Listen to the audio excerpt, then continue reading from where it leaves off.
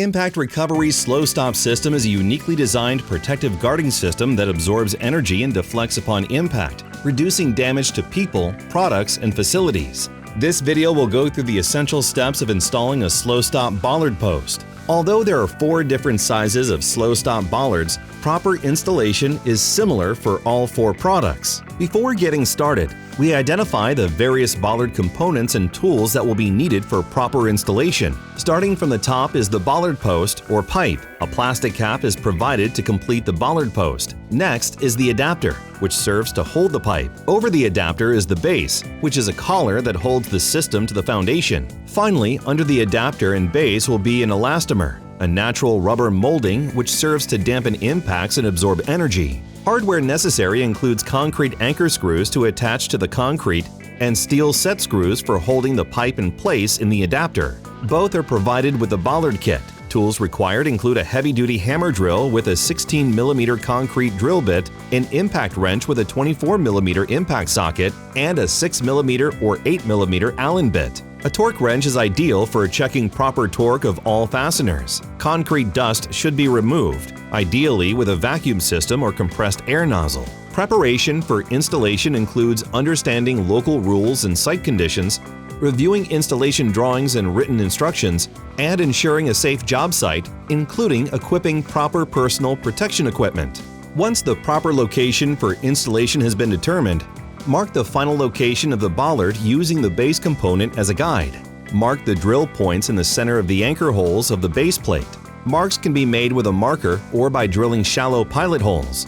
Best practice is for there to be 2 anchors facing the most likely direction of impact on the bollard and keeping the anchor holes at least 15 centimeters from any concrete edge. Remove the base component and drill the 16mm anchor holes. It's important to keep the drill holes perfectly vertical. The holes should be 14 centimeters deep and clear of concrete dust from the bottom. For facilities with heavy concrete reinforcement, a rebar drilling bit may be helpful if rebar is encountered during the drilling. Type 1 and Type 2 models require 4 anchors. Type 2.5 models require 6, and Type 3 models require 8 anchor holes. Once drilling is complete and the area has been cleaned of concrete dust, place the elastomer in the center of the anchor hole pattern and place the adapter on top of the elastomer. Best practice is for the set screw holes in the adapter to be facing the most likely direction of impact.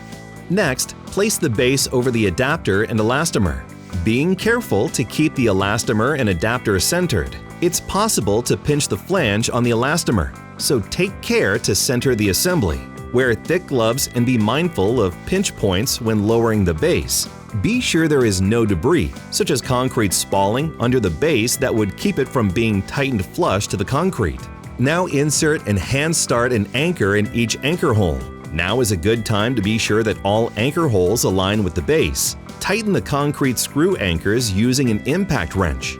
Once all anchors are tightened, retighten all anchors to ensure they're completely flush and check torque with a torque wrench. All anchors must be tightened to 115 Newton-meters and the head of the anchor completely flush to the base flange. For the Type 2.5 model, use a star pattern to tighten the anchors. For the Type 3 model, tighten the corner anchors first in an X pattern.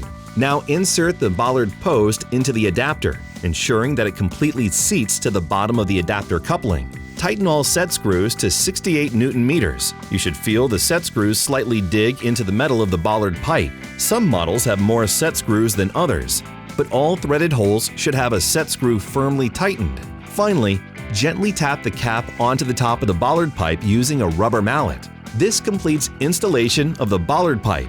Properly clean the entire unit and surrounding area of any concrete dust created during the installation process, and the unit will be ready to protect the area for years to come.